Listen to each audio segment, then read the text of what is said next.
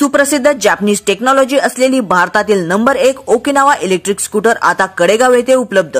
MK E Motors Karad आपल्या सेवेत रुजू। आमच्याकडे ओकिनावाच्या iPraise, Praise Pro, Ridge, Okinawa Dual, Lite, R30 इत्यादी इलेक्ट्रिक व्हेइकल उपलब्ध। केवळ 10 रुपयापेक्षा कमी दरात 100 किलोमीटर मायलेज। मग वाट कशाची पाहताय? आजच संपर्क करा आणि आमच्या शोरूमला नक्की भेट द्या। आमचा पत्ता कडेगाव विटा रोड, सोनेरा पेट्रोल पंपासमोर कडेगाव। मोबाईल नंबर 9508 74 325 आणि 9508 74 180। समोरून ज्या जोरदारपणे जय महाराष्ट्राची गर्जना झालेली आहे, त्याच्यामुळे महाराष्ट्रातल्या आणि देशातल्या तमाम मराठी जनांना, हिंदू जनांना लक्षात आलं असेल माझ्यासमोर कोण बसलाय। कारण जय महाराष्ट्र आवाज घुमवणारे बाळासाहेब ठाकरे, त्यानंतर उद्धवजी ठाकरे आज या स्टुडिओमध्ये आपल्याबरोबर उपस्थित आहेत।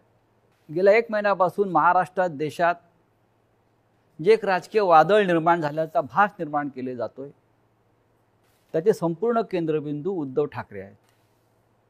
आणि ज्यांना प्रतीक्षा होती मोठ्या प्रमाणात की उद्धव ठाकरे कधी बोलतील या सगळ्या विषयावर आणि लोकांच्या प्रश्नांना थेटपणे कधी उत्तरं देतील, अशी बहुचर्चित आणि बहुप्रतीक्षित असलेली मुलाखत आज ते सामनासाठी देत आहेत।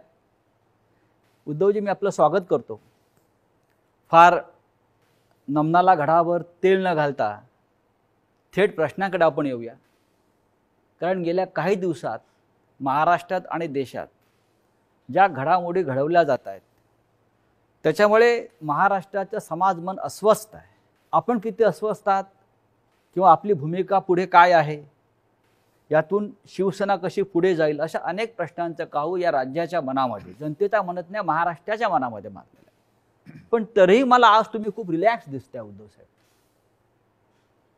म्हणजे मला याचं कारण समजत नाही की आज मी आपल्याला पाहतोय किंवा गेले काही दिवस पाहतोय, आपल्या चेहऱ्यावर कोणताही तणाव दिसत नाही आणि आपण अत्यंत मोकळेपणाने इथे आलात आणि बोलताय। हे काय रहस्य आहे? हे रहस्य साहजिकच आहे। माझी माँ आणि शिवसेना प्रमुख बाळासाहेब यांच्याकडनं आलेले एक हे रसायन आहे। माँ म्हटल्यानंतर शांत, सौम्य, संयम, आणि साहजिकच आहे बाळासाहेब म्हटल्यानंतर वर्णन करण्याची आवश्यकता नाहीये। आज जवळपास 1 वर्षानंतर आपण भेटतो आहोत। होय, मला आठवतंय गेल्या वर्षी या दिवसात जेव्हा आपली मुलाखत घेतली होती, तेव्हा कोरोनाचा कहर हा वरखाली होत होता। त्या कोरोनामध्ये जे काही करता येणं शक्य होतं ते मी राज्याचा मुख्यमंत्री म्हणून आणि अभिमानाने सांगेन की माझ्या राज्याचा कुटुंब प्रमुख म्हणून मी केलं। त्याच्यानंतर आता पाहिलं असाल, कारण त्यावेळेला लॉकडाऊन होता, मंदिरं बंद होती, सणासुदींना बंदी होती, पण यावर्षी आपण पहिली पंढरपूरच्या वारी, तिला परवानगी दिली म्हणण्यापेक्षा तिच्यामध्ये कोणताही अडथळा येऊ दिला नाही आणि जल्लोषात ती पार पाडली। म्हणजे पुन्हा एकदा सणासुदीला सुरुवात झालेली आहे। आता दहीहंडी येईल, गणपती येतील, नवरात्री येईल, दिवाळी येईल। पुन्हा एकदा आपल्या आयुष्यामध्ये उत्सव, उत्साह आणि आनंद याची सुरुवात झालेली आहे। एक मध्ये जणू काही पॉज बटन दाबलं गेलं होतं।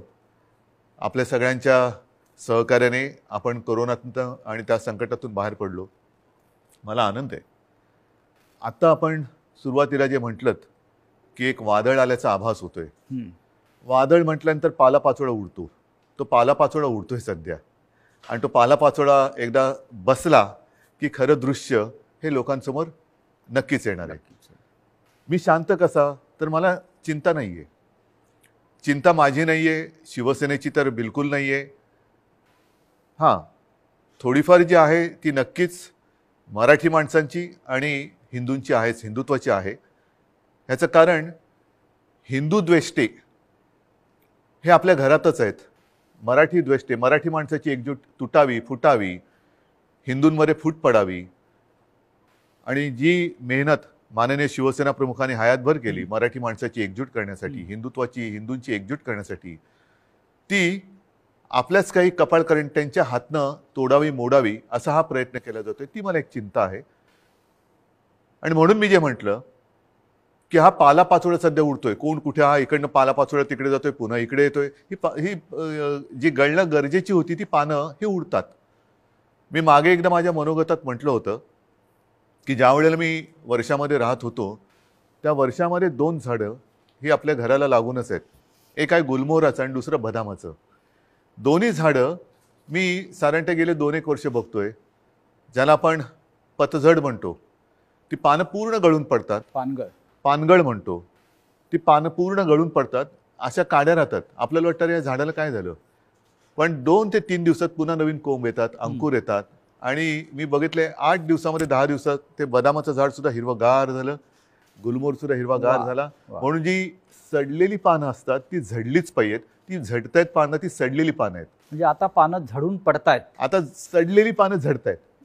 ज्यांना त्या झाडाकडनं सगळं काही मिळालं, सगळा रस मिळाला, सगळं मिळालं, म्हणून त्यांचा टवटवीतपणा होता, ती पानं सगळं झाडाकडनं घेऊन ती गळून पडतायत. आणि हे बघा कसं उघडं बोडकं झाले झाड, असं ते दाखवायचा प्रयत्न करतायत. पण दुसऱ्या दिवशी आपला माळीबुवा येतो, ती झाड सगळी पुन्हा ती पानगळ केराच्या टोपलीत घेतो आणि घेऊन जातो. आता ती प्रक्रिया सुरू आहे केराच्या टोपलीत झडलेली सडलेली पानं टाकण्याचा. आता सुरू झाले. आता नवीन कोंब फुटायला लागलेले आहेत. आणि शिवसेना आणि तरुण युवा हे नातं हे शिवसेनेच्या जन्मापासूनचं आहे. नक्कीच, कारण वयाच्या 80 हां, मात्र एक आहे, अजूनही काही ज्येष्ठ शिवसैनिक ते येऊन भेटत आहेत, ज्यांनी बाळासाहेबांसोबत काम केलेलं आहे, पहिल्या पिढीचे ज्यांना म्हणू, आणि तो संघर्ष त्यांनी पाहिलेला आहे, संघर्ष केलेला आहे. त्यांना शिवसेना म्हणजे नेमकं काय ते कळलेलं आहे. त्यांना आत्तापर्यंत अनेकांना शिवसेनेकडनं काही मिळावं अशी अपेक्षाच नव्हती, आजही नाही आहे, पण ते येऊन आशीर्वाद देत आहेत. तुम्ही आता मगाशी वर्षाचा उल्लेख केलात, मलबार हिलवरचं वर्षा बंगला, मुख्यमंत्र्यांचं निवासस्थान. आणि मगाशी मी आपल्याला म्हटलं की आपण खूप रिलॅक्स दिसताय, पण मला असं दिसतंय की मलबार हिलवरून आपण परत मातोश्रीला आल्यावर जास्त रिलॅक्स झालं. जास्त माझं घर आहे ते. म्हणजे मी तुम्हाला एक सांगतो मुद्दामून, ह्या काही हे माझे अनुभव आहेत. जेव्हा माझी शस्त्रक्रिया झाली, 2 शस्त्रक्रिया झाल्या होत्या, तो एक अनुभव माझा वेगळा आहे. तो कधीतरी तो फार विचित्र अनुभवातून मी गेलो आणि ठीक आहे. पण त्यावेळेला जेव्हा ॲनेस्थेशियामधनं मला जागवलं, मुख्यमंत्री होतो ना, शस्त्रक्रिया झाली, ऑपरेशन थिएटरमधनं बाहेर ते ॲनेस्थेशियातून बाहेर आल्यानंतर काढताना मला डॉक्टरने विचारलं, सर कुठे जायचं, मातोश्री की वर्षा? मी पटकन म्हटलं मातोश्री. आणि मग डॉक्टरने सांगितलं, डॉक्टर मला तुम्ही गुंगीत सुद्धा विचारलं असतं ना ॲनेस्थेशिया दिल्यानंतर सुद्धा, तरी मी मातोश्री हेच उत्तर दिलं असतं. म्हणजे तुमची इच्छा नियतीने पूर्ण केली असं म्हणताय तुम्ही मातोश्रीत येण्याची? नियती ही म्हटलं तर असते, म्हटलं तर नसते. मुळामध्ये माझी वर्षामध्ये जाण्याची इच्छा होती का? हां, ह्याचा अर्थ ते आता मुख्यमंत्रीपद गेले म्हणून मी वाईट असं नाही, ते एक वैभव आहे. म्हणजे त्या मुख्यमंत्री पदाचा, वर्षाचा मी अजिबात अनादर करणार नाही. ती एक वेगळी वैभवशाली वस्तू आहे. महाराष्ट्राचं मुख्यमंत्रीपद हे मोठं वैभवशाली पद आहे, जबाबदारीचं पद आहे. त्याचं पूर्ण आदर ठेवून मी कधीच वैयक्तिक अशी स्वप्न बघितली नव्हती. पण त्यावेळेला जे घडलं ते आजच्या लोकांना, ज्यांना आपण विश्वासघातकी म्हणू, त्यांना ते पूर्ण माहिती आहे कसा पाठीत वार केला गेला आणि कोणत्या परिस्थितीत महाविकास आघाडीला आपल्याला जन्म द्यावा लागला. हो, पण तुम्ही इस्पितळात असताना, तुम्ही गुंगीत असताना तुमचं सरकार पाडण्याचा प्रयत्न होत होता. त्या विषयावर बोलू का? असं साधारण तुम्ही सुद्धा, कारण मला कुठेही त्या माझ्या अनुभवातनं सहानुभूती नकोय. तो फार वाईट अनुभव होता. मानेची शस्त्रक्रिया ही कोणत्याही डॉक्टरनं किंवा कोणालाही, त्याला ज्याला माहिती आहे त्याला विचारले की त्याच्यामध्ये धोके काय असतात, ह्याची कल्पना मलाही होती, पण ती करणं मला गरजेची होती. ती केल्यानंतर पहिली शस्त्रक्रिया झाली, त्यातून मी चांगला बाहेर पडलो होतो. अचानक एक 5-7 दिवसानंतर सकाळी जाग आल्यानंतर, खरं म्हणजे त्या दिवशी मला डॉक्टरने सांगितलं होतं की उद्धवजी उद्या आपल्याला जिना चढायचं आहे. तर मी मानसिक तयारीत होतो की आज जिना चढायचं, एक पाऊल पुढे जायचं आहे. सकाळी जाग आल्यानंतर जरा थोडासा एक आळस द्यायचा प्रयत्न केला तर मानेमध्ये जो एक असा क्रॅम्प म्हणतो असा आला आणि माझी मानेखालची सगळी हालचाल बंद झालेली. म्हणजे मला श्वास घेताना मी बघत होतो, माझं पोटही हलत नव्हतं. पूर्णपणे मी निश्चल झालो होतो. एक ब्लड क्लॉट तिकडे आला होता. सुदैवाने डॉक्टर वगैरे सगळे जागेवर होते आणि ज्याला तो गोल्डन आवर म्हणतात, त्या गोल्डन आवरमध्ये ते ऑपरेशन झालं, म्हणून मी तुमच्यासमोर आज उभा आहे. त्या काळामध्ये माझ्या कानावर येत होतं, माझे हातपाय हलत नव्हते, बोटं हलत नव्हती. सगळ्यात टेन्शन मला होतं की समजा कुठे काय डास चावला, मुंगी चावलं तर खाजवायचं कसं. म्हणजे हा एक वेगळा विचित्र भाग होता. पण त्या काळात माझ्या कानावर येत होतं की काही जण मी बरा व्हावा म्हणून देवावरती अभिषेक करत होते आणि काही जण मी असाच राहावा म्हणून देव पाण्यात बुडून बसले होते. देव पाण्यात बुडून बसले लोक आता पक्ष बुडवायला निघालेत. आणि तेव्हा हे पसरवलं जात होतं की हा काय आता उभा नाही राहत, आपलं काय होणार, तुझं काय होणार. म्हणजे ज्या काळामध्ये आपल्या पक्षाला सावरण्याची वेळ होती, आपला मी पक्षप्रमुख, कुटुंब प्रमुख, शस्त्रक्रिया झाल्यानंतर माझी हालचाल होत नव्हती, त्या काळामध्ये ह्यांच्या हालचाली जोरात होत होत्या. हे नाही म्हटलं तरी एक मला वेदनादायी एक सत्य हे आयुष्यभर माझ्यासोबत राहणार की जेव्हा, आणि मी तुम्हाला जबाबदारी दिली होती पक्ष सांभाळायची, नंबर 2चं पद होतं, पक्ष सांभाळायला म्हणून पूर्ण विश्वास दिला होता. तो विश्वासघात तुम्ही, मी हॉस्पिटलमध्ये असताना म्हणजे माझी हालचाल बंद होती तेव्हा तुमची हालचाल जोरात होती आणि ती सुद्धा पक्षाच्या विरोधात. शिवसेनेच्या विरोधात किंवा शिवसेनेच्या बाबतीमध्ये हे विश्वासघाताचं राजकारण वारंवार का होतं?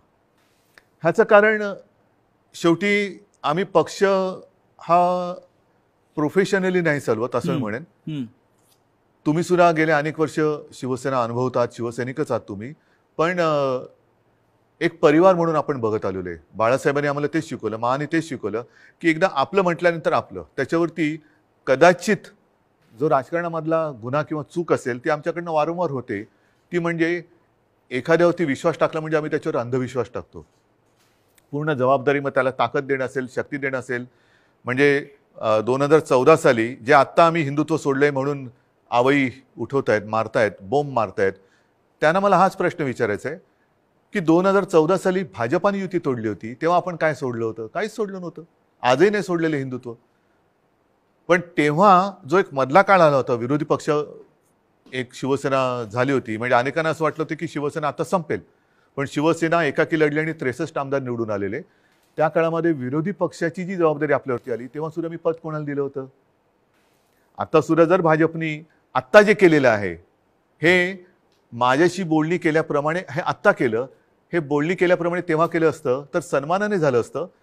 देशभरामध्ये पर्यटन करण्याची गरज लागली नसती. आणि असं मी ऐकलं, असं मी वाचलं, माझ्याकडे माहिती नाही, पण हजारो कोटी रुपये खर्च केले गेले. विमानांचा खर्च, हॉटेलचा खर्च, हे त्याच्यानंतर काही आणखीन अतिरिक्त खर्च म्हणजे खोक्यातला असेल, त्या खोक्यात काय दडलंय हे ज्याचं त्याला माहीत, देणाऱ्याला आणि घेणाऱ्याला कळलं असेल. पण हे फुकटात झालं असतं ना आणि सन्मानाने झालं असतं, हेच तर मी सांगत होतो. मग का घडवलं? कारण त्यांना शिवसेना संपवायची आहे. जे शिवसेनेबरोबर ठरवलं होतं 2.5 वर्षाचं मुख्यमंत्री पद, हेच तर तुम्ही आता केलं. आणि ते जर केलं असतं तर निदान 5 वर्षामध्ये भारतीय जनता पक्षाला एकदा तरी 2.5 वर्षात मुख्यमंत्रीपद मिळालं असतं. ही जी काय आता सोंगढोंग करतायत आम्ही शिवसेनेला, आता ही शिवसेना ते म्हणतात ती शिवसेना नाहीये. हे सगळं तोडफोड करून त्यांचं समाधान होत नाही, त्यांना शिवसेना संपवायची आहे. ह्यांचा वापर करून ते शिवसेना संपवायला का संपवायचे असं वाटतं आपल्याला? आतापर्यंत गेल्या 56 वर्षात शिवसेना संपवण्याचे प्रयत्न अनेक आणि प्रत्येक वेळेला शिवसेना अधिक जोमाने आणि तेजाने उभी राहिलेली आहे. आता सुद्धा त्यांना हिंदुत्वामध्ये भागीदार नको असेल, पण माझं नेहमी असंच म्हणणं आहे की शिवसेना प्रमुखांनी हिंदुत्वासाठी राजकारण केलं, कारण हिंदुत्व मजबूत व्हायला. हे जे करतायत ते राजकारणासाठी हिंदुत्व वापरतायत. हा आमच्या आणि त्यांच्या हिंदुत्वातला फरक, जे विचारतात ना तुमचं आणि भाजपचं हिंदुत्वामध्ये फरक काय, तो हा आहे. शिवसेनेचं राजकारण हे आम्ही हिंदुत्व मजबूत होण्यासाठी केलं, पण यांचं राजकारण मजबूत होण्यासाठी आणि हिंदुत्वाचा आश्रय घेतला. मुख्यमंत्रीपद स्वीकारल्यामुळे महाविकास आघाडी हिंदुत्व संकटात आलं, हिंदुत्व म्हणजे काय झालं अशी जे एक आवई उठवली जाते. हो, म्हणजे काय, मला एक प्रसंग असा सांगा किंवा एक माझ्या हातनं घडलेली गोष्ट किंवा निर्णय माझा मुख्यमंत्री पदावरती असतानाचा दाखवा की ज्याच्यामुळे हिंदुत्व धोक्यात आलं. एक निर्णय दाखवा. तर तुम्ही तेव्हा अयोध्येला आत्ता सुद्धा गेला होतात. अयोध्येमध्ये महाराष्ट्र भवन आपण उभं करतो, बरोबर आहे, हे हिंदुत्वाला सोडून आहे की नाही? तुम्ही ठरवा. अयोध्येत महाराष्ट्र भवन, बरोबर आहे, मुख्यमंत्री होण्याच्या आधी सुद्धा मी अयोध्येत गेलो होतो, प्रत्येक वेळेला आपण होतात. मुख्यमंत्री झाल्यावरती सुद्धा अयोध्येत गेलो होतो. कोण काय म्हणेल मी परवा नाही केली. मी गेलो आणि रामलल्लाचं दर्शन घेऊन तेव्हाही आलो होतो. 2दा मी स्वतः अयोध्येत गेलो होतो. आता नव्या मुंबईमध्ये आपण तिरुपतीचं मंदिर त्याला जागा दिली. प्राचीन जी मंदिरं आहेत त्यांचं संवर्धन करणं, जतन करणं हे आपण सुरू केलं. गडकिल्ल्यांचं आपण सुरू केलं. हे कुठे, ह्याच्यात हिंदुत्व कुठे गेलं? हिंदुत्व तर असं कोणताही निर्णय नाहीये की ज्याच्यामध्ये आपण हिंदुत्वापासून दूर गेलेलो आहे. अशा अनेक गोष्टी सांगतायत. तुम्ही आज ज्या संघर्षमय कालखंडातून जात आहात याची कधी अपेक्षा केली होती? बघा, शेवटी शिवसेना आणि संघर्ष हे तर एकमेकाच्या पाचवीला पुजलेले आहेत. आणि मागे कोणीतरी असं म्हणालं होतं, ते मला वारंवार त्याचा अनुभव येतोय की शिवसेना ही एक तळपती तलवार आहे. ती जर मॅनेमध्ये ठेवली तर ती गंजते. त्याच्यामुळे ती तळपलीच पाहिजे. आणि तलवार तळपणं म्हणजे संघर्ष आलाच. अर्थात याचा अर्थ अर्थार्थी कोणी घेऊ नये की तलवारीने वार कराबिरा, असं नाही माझं म्हणणं. ही एक उपमा आहे. आणि त्याच्यामुळे संघर्षासाठीच तर शिवसेना जन्माला आली. त्यावेळेला मराठी माणसासाठी, भूमिपुत्राच्या न्याय हक्कासाठी शिवसेनेचा जन्म झाला. त्याच्यानंतर हिंदुत्वासाठी शिवसेना लढली. मग ते 92-93 साल असेल किंवा कधी असेल. त्याच्यामुळे शिवसेना आणि संघर्ष, जिथे अन्याय तिथे वार, हे शिवसेनेचं ब्रीदवाक्य आहे.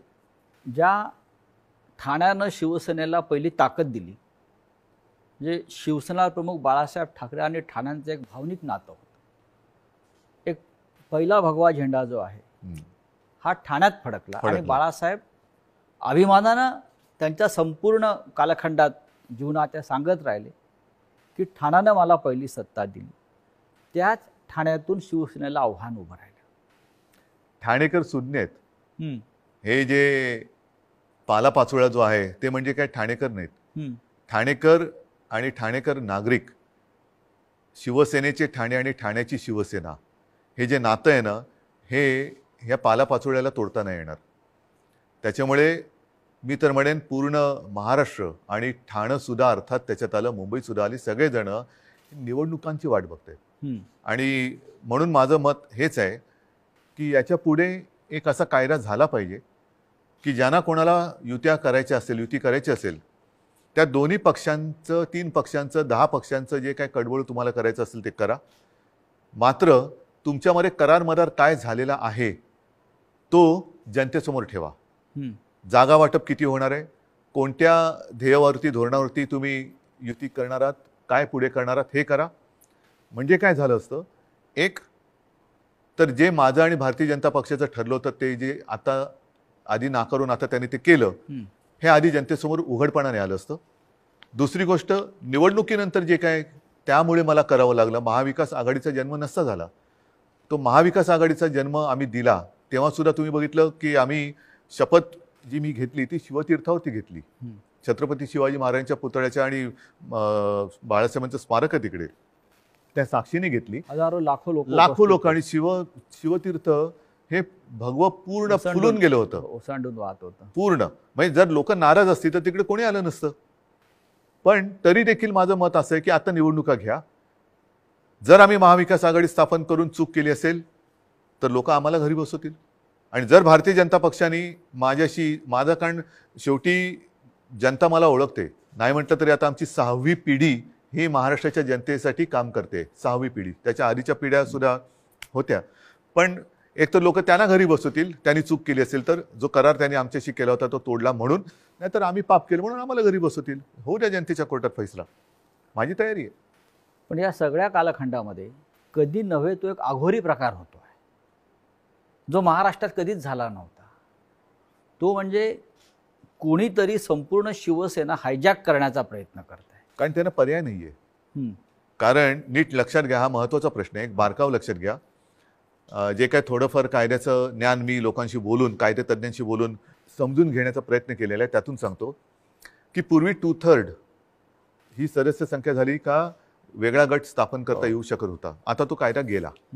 आता हे जे बाजूला झाले ते भले 2/3 असतील किंवा आणखीन काहीतरी असतील, त्यांना वेगळा गट स्थापन करता येत नाही. हे कायदेतज्ञांनी सांगितलेलं आहे. मी कायदा लिहिलेला नाही, मी कायदा वाचलेला नाही. मी घटनातज्ञांनी ज्यांनी त्याचा अभ्यास केला त्यांनी सांगितलेली मतं ऐकून आणि त्यांच्याशी बोलून सांगतोय. म्हणजेच काय की ह्या गटाला कुठल्या ना कुठल्या तरी पक्षामध्ये विसर्जित किंवा सामील व्हावं लागेल. ह्या गटाला मग त्यांच्यासमोर पर्याय काय आहेत? एक तर भाजपात जावं लागेल, नाहीतर दुसरे सपा आहेत, MIM वगैरे असे जे काही छोटे छोटे पक्ष आहेत त्यांच्यात जावं लागेल. आणि हे जर का कुठल्या पक्षात गेले तर भारतीय जनता पक्षाचा ह्यांना जो उपयोग करून घ्यायचा आहे तो उपयोग संपेल. कारण त्यांची ओळख त्यांना ती द्यावी लागेल की आता आम्ही भाजपात गेलो, आता आम्ही समाजवादीत गेलो, आता आम्ही बच्चू कडूंच्या पक्षात गेलो. तर म्हणून ते एक भ्रम निर्माण करतात की आम्ही म्हणजेच शिवसेना. जे मधल्या काळामध्ये क्लिप फिरली बघा, असं माझ्या काळात कधी झालं नव्हतं. माझ्या बाजूला उपमुख्यमंत्री अजितदादा पवार बसायचे, पण त्यांनी कधी माझा माईक नव्हता खेचला. काही वेळेला त्यांना अधिक त्यांच्याकडे माहिती असायची अर्थसंकल्प किंवा काय, तर मी त्यांना सांगायचो की दादा तुम्ही उत्तर द्या, पण माझ्याकडनं कोणी माईक नाही खेचला. माईक खेचणं ठाकरे आहात तो तर भाग झालाच, पण एक आमच्या महाविकास आघाडीमध्ये सभ्यता होती आणि समन्वय होता. असो, त्याच्यावरती नंतर बोलायचं तर मी बोलेन. पण त्याच्यामध्ये जे उपमुख्यमंत्री बोलले की हे म्हणजे शिवसेना, म्हणजेच त्यांचा डाव असा आहे की शिवसैनिकांमध्येच लढाई लावायची, शिवसेना खतम करायची. एकदा का काम संपलं की पालापाचोळा तुम्ही जे मगाशी म्हणालात तो टोपलीत भरला की नेऊन टाकायचा. पण त्यांचा अशी योजना होती की बाळासाहेब ठाकरेंनंतर ही शिवसेना परत खतम करायचीच त्यांचं स्वप्न होतं. पण बाळासाहेबांनंतर तुम्ही शिवसेना उभी केली. त्यांच्या पोटात तेच दुखतंय. त्यांना शिवसेना आणि ठाकरे वेगळे करायचे, जसं गांधी आणि काँग्रेस. आणि त्यांच्यात एक तुम्ही बघा, मला टीकात्मक केवळ बोलायचं म्हणून मी बोलत नाही, पण दुसरे जे आता सरदार वल्लभभाई पटेल,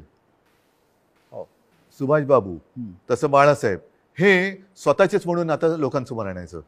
म्हणजे आपल्याकडनं काही आदर्श निर्माण नाही झाला तर दुसऱ्यांचे जसं पक्ष फोडतायत तसं आदर्श फोडायचे, आदर्श फोडायचे म्हणा किंवा पळवायचे म्हणा, आणि मग ते आपलेच म्हणून लोकांसमोर जायचं. तसं त्यांचं चाललंय की बाळासाहेबांना त्यांनी मान सन्मान तर दिलाच पाहिजे, नाही तर लोक जोडे मारतील, लोक ठेवणार नाहीत त्यांना जागेवर. कोणी असला आणि तो बाळासाहेबांच्या विरोधात काही बोलला तर लोक हाणतीलच जोडा त्याच्या. तर म्हणून त्यांना बाळासाहेब पाहिजेत, पण आता ठाकरे आणि शिवसेना हे नातं तोडायचंय. माझं आव्हान आहे की ठाकरे आणि शिवसेना नातं तोडून दाखवा. मात्र ते करताना माझ्या वडिलांचे फोटो लावून मतं मागू नका. प्रत्येकाला आई वडील असतात आणि त्यांच्याबद्दल मला आदर आहे. मला माझ्या आईवडिलांबद्दल आदर आहे, तसं प्रत्येकांना प्रत्येकाच्या आईवडिलांबद्दल आदर असायला पाहिजे. आता गेल्या आठवड्यात गुरुपौर्णिमा झाली. मी माझ्या वडिलांना आजोबांना गुरु मानतो. प्रत्येकाने पितृदेव भव मातृदेव भव देव मानलं पाहिजे. स्वतःच्या आईवडिलांचे फोटो लावावेत आणि मतं मागावीत. जर आज माझ्या दुर्दैवाने माझे आईवडील माझ्यासोबत असे नाही आहेत, पण ते नेहमी मी माझ्यामध्ये आहे असं मानतो, पण ज्यांची आई आणि वडील हे सुदैवाने त्यांच्यात आहेत, तर मी म्हणेन असा आशीर्वाद पुन्हा दुसरा मिळू शकत नाही. त्यांना घेऊन सभा घ्याव्या, भाषणं करावीत आणि मतं घ्यावीत. माझे वडील का चोरताय? माझे वडील कशा? म्हणजेच काय की तुमच्यात कर्तृत्व नाहीये, तुमच्यात हिंमत नाहीये, तुम्ही मर्द नाही आहात, तुम्ही विश्वासघातकी आहात. आणि लोकांचा, माझा तर केलाच, लोकांचा विश्वासघात करताना बाळासाहेबांच्यावरनं संभ्रम कशाला करतायत? तुमच्यात तुमचा मर्दाचा चेहरा घ्या आणि जा पुढे आणि मागा मतं. नाही, पण निवडणूक आयोगापुढे आता एक नवीन खटला उभा राहतो आहे. तो म्हणजे धनुष्यबाण कोणाचं चिन्ह, जे शिवसेनेचं जे लोकांपर्यंत पोहोचलं. बघा, मला अजूनही देशाच्या घटनेवरती भरोसा आहे, कायद्यावरती भरोसा आहे. चोरीमारी सगळीकडे चालते असं माझं मत नाहीये तेवढा. कारण मी जे म्हटलं ना की सत्यमेव जयते, नाहीतर हे तुम्हाला वाक्य पुसावं लागेल आणि मग दोन वाक्य करावं लागेल एकाची. एक तर म्हणजे असत्यमेव जयते आणि दुसरं वाक्य सत्तामेव जयते. त्याच्यामुळे सत्तामेव जयते पुढे तुम्ही असत्य घेऊन जर का करणार असाल तर ते काही लोक खपून नाही घेणार. आज वेळ अशी आणलेली आहे, हे दुर्दैव आहे महाराष्ट्राचं म्हणतो, की ठाकरेंना पुरावे द्यावे लागतात शिवसेना खरी किंवा खोटी. नाही, लोक वाट बघतायत निवडणुकांची. म्हणजे आम्हाला पुरावा द्यायची गरज नाही. लोक म्हणतात की आम्हाला निवडणुका येऊ दे, ध्यानच पुरून टाकतो. बरं, जनताच पुरावा देईल, जनताच त्यांना पुरून टाकेल राजकारणामध्ये. आज जी फूट दिसते शिवसेनेत, अशा प्रकारची फूट याआधी राणे भुजबळांनाही पाडता आली नव्हती. असं का घडलं? ज्यांना मी अधिकार दिले होते, ज्यांना मी म्हणजे त्यावेळेला लोक माझ्या तोंडावर नव्हती बोलत, पण मला कुजबूज आहे की अरे काय मुख्यमंत्री, नगरविकास खातं मुख्यमंत्र्याकडे असायला पाहिजे, मलईदार खातं म्हणतात. मला मलाई बिलई खाण्यासाठी मी गेलो नव्हतो. मी माझ्याकडे जी खाती ठेवली होती ती एक GAD, ज्याला सामान्य प्रशासन म्हणतात, न्याय व विधी.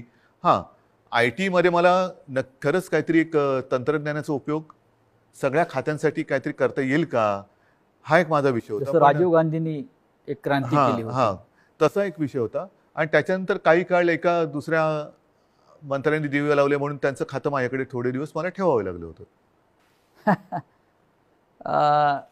नक्की काय चुकलं असं वाटतं? चूक माझी आहे आणि ती मी पहिल्याच माझ्या फेसबुक लाईव्हमध्ये कबूल केलेली आहे. गुन्हा माझा आहे तो म्हणजे मी यांना परिवारातले समजून यांच्यावरती अंधविश्वास ठेवला. तुमचं मुख्यमंत्री होणं चुकलं? मला दोन गोष्टी आहेत. समजा मी मुख्यमंत्री त्यावेळेला यांना केलं असतं, यांनी वेगळं आणखीन काय केलं असतं, कारण यांची भूकच भागत नाही. यांना मुख्यमंत्रीपद पण पाहिजे आणि आता पक्षप्रमुख म्हणजे शिवसेना प्रमुख व्हायचे. शिवसेना प्रमुखांबरोबर स्वतःची तुलना करायला लागलात. म्हणजे हे जे आहे ना, ही राक्षसी महत्वाकांक्षा आहे आणि ह्याला हावरटपणा म्हणतात. हाव हाव म्हणजे एक दिलं तरी तुझं तेही माझं, माझं तेही माझं, तुझं तेही माझं, ह्याचं तेही माझं, त्याचं तेही माझं, माझं ते माझं, तुझं तेही माझं इथपर्यंत होतं. आता ह्याचंही माझं आणि त्याचंही माझं इथपर्यंत त्यांची हाव गेलेली आहे. या हावरटपणाला सीमा नसते. की महाविकास आघाडीचा प्रयोग चुकला? महाविकास आघाडीचा प्रयोग जर का चुकला असता तर लोकांनी उठाव केला असता, लोकांनी, जनतेने केला असता. तसं नाही झालं. जनता ही आनंदी होती कारण आल्या आल्याच आम्ही पहिल्यांदा शेतकऱ्यांना कर्जमुक्त केलं होतं. त्याच्यानंतर करोना काळामध्ये मी अभिमानाने सांगेन संपूर्ण माझ्या मंत्रिमंडळातील सहकार्यांनी, प्रशासनाने आणि जनतेने उत्तम सहकार्य केलं. म्हणून आणि म्हणूनच ज्या पहिल्या 5 मुख्यमंत्र्यांमध्ये माझं नाव आलं ते मी माझं नाव नाही मानत, ते जनतेचा मी प्रतिनिधी म्हणून ते नाव आलं होतं. जर समजा यांनी सहकार्य नसतं केलं तर कोण होतो मी? मी कोण होतो? मी एकटा काय कर? बरं, मी तर घराच्या बाहेरही पडत नव्हतो कारण घराबाहेर पडायचं नाही हेच मी लोकांना सांगत होतो. जाऊन घोळके करा. फुटीरांचा आक्षेप त्याच्यावरच आहे. जे फुटून गेले आहेत त्यांचा आक्षेप असा आहे की आपण घराबाहेर पडला नाहीत, आपण मंत्रालयात गेला नाहीत आणि आपण त्यांना भेटला नाहीत. तरी सुद्धा घराबाहेर न पडता सुद्धा देशातल्या सर्वोत्तम 5 मुख्यमंत्र्यात नाव का आलं माझं? कारण त्यावेळेला ती परिस्थिती तशी होती. मी स्वतः सांगत होतो घराबाहेर पडू नका आणि लोक ऐकत होते. लोक ऐकत होते. मी जर का घराबाहेर आजही पडलो आणि केव्हाही पडलो तरी शिवसेना प्रमुखांच्या, माझ्या पूर्वजांच्या आशीर्वादामुळे गर्दी होतेच. गर्दी होतेच. म्हणजे मग काय झालं असतं? लोका सांगे ब्रह्मज्ञान आणि स्वतः कोरडे पाषाण. म्हणजे ती काळाची गरज होती. काळाची गरज होती. पण त्याच काळात मी पुन्हा एकदा सांगतो, सुरुवातीच्या काळामध्ये जेव्हा करोना आपल्याकडे त्याचा शिरकाव झाला हे कळलं तेव्हा साधारणतः 7,500 ते 8,000 रुग्णशय्या आपल्या राज्यात पूर्ण मिळून होत्या. त्याच्यात ऑक्सिजन बेड्स आले, व्हेंटिलेटर्स आले, कॉमन जे रुग्ण असतात ज्यांना साधारणतः एक थोडी ट्रीटमेंट देऊन घरी जाऊ शकतात, ऑपरेशन नंतरचे असतील, त्याच्यानंतर डायलिसिस असतील. पहिल्या लाटेत आपण ते साधारणतः 8,000 जर का धरले तर ते 3.5 लाखावरती नेले होते. हे घर बसल्या. हॉस्पिटलमध्ये बेड्स नव्हते, रुग्णवाहिका नव्हत्या. कोणी कशा केल्या त्या? कोरोनाच्या टेस्टसाठी आपल्या राज्यात फक्त 2 प्रयोगशाळा होत्या. एक कस्तुरबामध्ये, दुसरे NIV एक पुणे. त्या आपण 600च्या वर केल्या घरी बसून. पण त्याच्याविषयी 50 आमदारांना कौतुक नाही आहे. त्यांना तुम्ही निधी दिलेला नाही म्हणतायत आणि तुम्ही हिंदुत्व सोडलं असं म्हणतायत. त्याच्यामुळे ते सोडून गेले. तुम्ही महाराष्ट्रासाठी जे काय केलेलं आहे, करोनाच्या संकटातून राज्याला वाचवलेलं आहे, लोकांना जीवदान दिलेलं आहे. महाराष्ट्रामध्ये नद्यातून प्रेत वाहून तुम्ही दिली नाहीत. त्याचं त्यांना शल्य असेल की असं नाही झालं, हे चुकीचं झालं असं त्यांच्या मते असेल. आणि महाराष्ट्राच्या जनतेला हा मुख्यमंत्री आपल्या कुटुंबातल्या घटक वाटत होता, आपला परिवारातला भाऊ, मुलगा. त्याच्यामुळे मला ह्या विश्वासघातकांना माझ्याबद्दल काय वाटतं ह्याची चिंता नाही आहे. मला माझ्या महाराष्ट्रातल्या जनतेला मी त्यांच्या कुटुंबातला वाटतो. ह्याच्यात असं भाग्य हे फार क्वचित कोणाच्या नशिबी येतं. ते मला नाही वाटत ह्यांच्या नशिबी आलं असेल. कारण ह्यांच्या डोक्यावरती जरी काही पदं आता मिळाली, कारण अजूनही हम तुम एक कमरे में बंदो असं यांचं मंत्रिमंडळ आहे, त्याच्यामुळे त्याचा विस्तार कधी होणार आहे माहिती नाही.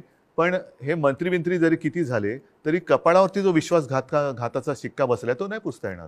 तुम्हाला असं वाटत नाही का की जे तुम्हाला सोडून गेलेले आहेत मोठ्या प्रमाणात त्यांनाच तुम्ही सर्वाधिक दिलेलं आहे आणि ज्यांना मिळालं नाही किंवा ज्यांना कमीत मिळालं ते आपल्या बरोबर राहिले? मला हेच म्हणायचं, ही शिवसेनेची ताकद आहे. शिवसेनेची ताकद काय की सामान्यांना बाळासाहेबांनी असामान्यत्व दिलं. आता पुन्हा एकदा या सामान्यातून असामान्य लोक घडवण्याची वेळ आलेली आहे. आणि म्हणून मी माझ्या तमाम शिवसैनिकांना आणि माझ्या माता भगिनींना बांधवांना विनंती करतो की चला परत उठा, आता पुन्हा एकदा सामान्यांना असामान्य बनवूया. कारण हे साधी लोक होती आणि ह्यांना ती चूक, मी पुन्हा तेच म्हणेन की ही चूक माझी आहे की त्यांना ताकद दिली, पण त्या ताकदीने ते उलटा वार नुसता नाही केला, तर राजकारणामध्ये ज्या आईने जन्म दिला त्या आईला गिळायला निघालेली अवलाद आहे. नुसतं आईवरती वार करणारे आपण म्हणत होतो तशी नाहीये ही. राजकारणात ज्यांनी यांना जन्म दिला त्या आईला म्हणजे शिवसेनेला गिळायला निघालेली अवलाद आहे. पण तेवढी ताकद त्यांच्यामध्ये नाहीये, कारण शेवटी आई ही आई असते. नक्कीच. तुम्ही आईचा उल्लेख केला. कालपर्यंत सगळे लोक या शिवसेनेला आपली आईच मानत होती. तुमच्याबरोबर वर्षावरती अनेकांना मी बसलेले बघितले शेवटच्या क्षणापर्यंत. हो, पण आत्ताच तुमचा आधीचा प्रश्न काय होता की मी यांना भेटत नव्हतो. तुम्हाला भेटून ते कधी सुरतला गेले, कोण गोव्याला गेलं, कोण गुवाहाटीला गेलं. 50 खोक्यांची इतकी ताकद असू शकते जी निष्ठा विकत घेऊ जाऊ शकते? निष्ठा नाही विकली जाते, ती निष्ठा नसतेच. निष्ठा महाराष्ट्रात पण झाडं आहे, डोंगर आहे, हॉटेल आहे. किती सुंदर आहे महाराष्ट्र. फार ग्रामीण भागातल्या आमदारांना महाराष्ट्राच्या निसर्गाची भुरळ पडत नाही आणि गुवाहाटीच्या निसर्गाची भुरळ पडते. म्हणजे मला कळतच नाही, मग तुम्ही महाराष्ट्राच्या मातीत कसे काय जन्माला आलात? ज्या महाराष्ट्राच्या मातीत जन्माला आलात त्या मातीची तुम्हाला ओढ नाही, प्रेम नाही, त्या मातीची तुम्हाला कधी वैभव दिसलं नाहीये काय? मी स्वतः कलाकार आहे, मी माझ्या त्याच्यावरनं सुद्धा त्यावेळेला चेष्टा झाली होती. पण मी गडकिल्ल्यांची फोटोग्राफी केलेली आहे, पंढरपूरच्या वारीची केलेली आहे. आणि त्यावेळेला तुम्ही महाराष्ट्र बघितला, एवढा त्या पावसाळ्याच्या सुमारास मी सगळी फोटोग्राफी केलेली, एवढा नटलेला थटलेला आणि छान काय काय दऱ्या खोऱ्या एवढ्या फुलांनी बहरून जातात. तुम्हाला आम्ही तर शहरी बाबू, तुम्ही ग्रामीण भागातले, तर ग्रामीण भागात राहून तुम्हाला महाराष्ट्राचं सौंदर्य दिसत नाही, त्याचं वर्णन करावं असं कधी वाटलं नाही. आणि डायरेक्ट गुवाहाटी, मी गुवाहाटी का वाईट नाही म्हणत, प्रत्येक प्रदेश चांगला आहे, पण ह्यांना हे काय मातीसाठी करणार? इतिहास काळापासून दिल्ली आणि महाराष्ट्राचा कायम झगडा आहे. मग औरंगजेब, छत्रपती शिवाजी महाराज असतील, संभाजी महाराज असतील, दिल्लीने महाराष्ट्रावर सतत पाठीमागून वार केले किंवा महाराष्ट्र संपवण्याचा प्रयत्न केला. कारण काय? हे आता आजही तेच चित्र आहे. ह्याच्या मुळाशी जाण्याची आता गरज वाटते. आजही शिवसेनेचा सूड घेण्यासाठी ते बाळासाहेब ठाकरेंच्या अस्तित्वाला सुरुंग लावत आहे. मान्य, पण ह्याच्या मुळापर्यंत जायची गरज आहे. कारण जोपर्यंत हे दिल्लीत गेले नव्हते तोपर्यंत बाळासाहेब ठाकरेच यांना जपत आले होते. बाळासाहेबच यांना वाचवत आले होते आणि वाचवलं होतं एका हिंदुत्वाच्या ध्यासापायी, वेडापायी. मग दिल्लीत बसल्यावरती असं त्या दिल्लीच्या खुर्चीला काय असं वेगळा काय स्प्रे मारला की काय झालं की तुम्हाला ज्यांनी जपलं त्यांनाच तुम्ही संपवायला निघालात? ज्या शिवसेनेनी बाबरीची जबाबदारी तेव्हा घेतली होती शिवसेना प्रमुखांनी, त्या शिवसेनेला तुम्ही हिंदुत्व सोडलं म्हणून संपवायला निघालात. बरं, आम्ही काँग्रेसबरोबर गेलो म्हणून तुम्ही म्हणता हिंदुत्व सोडलं. मग मुफ्ती महमद आणि मेहबूबा मुफ्ती बरोबर तुम्ही गेला होतात, ते काय होतं? काय सोडलं होतं तुम्ही? मग तेव्हा तर आम्ही आता तुम्हाला वाटतं हिंदुत्व सोडले, जे सोडलं नाही, पण तेव्हा तुम्ही लाच सोडली होतीत ना. काय मेहबूबा मुफ्ती आज सुद्धा वंदे मातरम म्हणतात की भारत माता की जय बोलतात? हे माहिती असून सुद्धा तुम्ही मला हे त्यांनी एकदा सांगितलं होतं की तिकडे निवडणुका घेऊन दाखवा, असं अतिरेक्यांनी आव्हान दिलं. म्हणून आम्ही निवडणुका घेऊन दाखवल्या, सरकार बनवून दाखवा म्हणून आम्ही त्यांच्याबरोबर सरकार बनवून दाखवलं. पण सरकार बनल्यानंतर मला वाटतं मुफ्ती महमद सईदनी अतिरेक्यांचा आणि पाकिस्तानला त्यांनी धन्यवाद दिले होते काश्मीर खोऱ्यात शांततेत निवडणुका होऊ दिल्यामुळे. मग कोणाला काय दाखवलं तुम्ही? कोणाला काय दाखवलं? म्हणजे बरं, आता सुद्धा ते बिहारमध्ये जे बसलेत नितीश कुमार बरोबर, नितीश कुमार हिंदुत्ववादी आहेत का? कारण मला जे आठवतं त्याच्याप्रमाणे त्यांनी एकदा संघमुक्त भारत असा नारा दिला होता. संघमुक्त भारत असं शिवसेनेने कधी दिला नाही. राम मंदिराच्या प्रश्नावर रामविलास पासवान एनडीएतून बाहेर पडले होते, तरी ते त्यांना प्यारे होते. हो, आम्ही तो उलट म्हणत होतो की विशेष कायदा बनवा. 5 वर्ष 7 वर्ष झाली तरी ते विशेष कायदा बनवून राम मंदिर बनवू शकले नाही. ते न्यायालयाने निकाल दिला. या देशातला समस्त विरोधी पक्ष आणि प्रादेशिक पक्ष संपवले जातात आणि मित्र पक्ष पण. आणि हा मित्र पक्ष असं तुम्हाला काय दिसतंय का? कारस्थान किंवा अशा प्रकारचं सुडाचं बघा, मला असं राजकारण. वाटतं हा ज्याचा त्याचा प्रश्न आहे. जे आता सरन्यायाधीश बोललेत मध्ये, ओझर तर मी वाचलं की आपल्या देशात विरोधी पक्षाला शत्रू समजू नका. विरोधी पक्षांनी सुद्धा जबाबदारीने वागलं पाहिजे आणि सत्ताधारी पक्षांनी सुद्धा जबाबदारीने वागलं पाहिजे.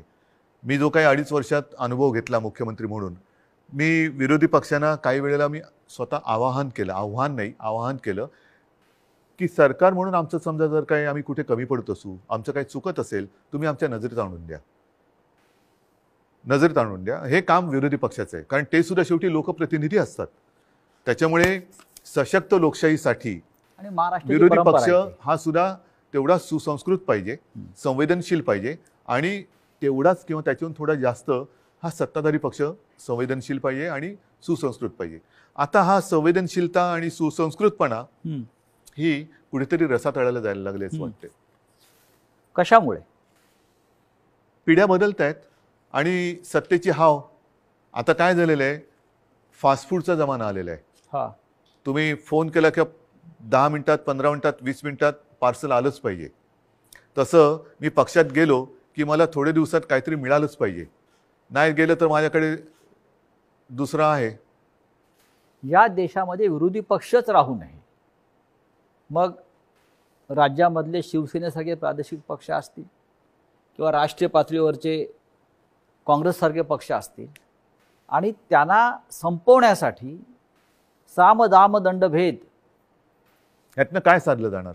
म्हणजे केंद्रीय तपास यंत्रणांचा ईडी नाही. असेल, सीबीआय असेल, ह्यातनं साधणार काय?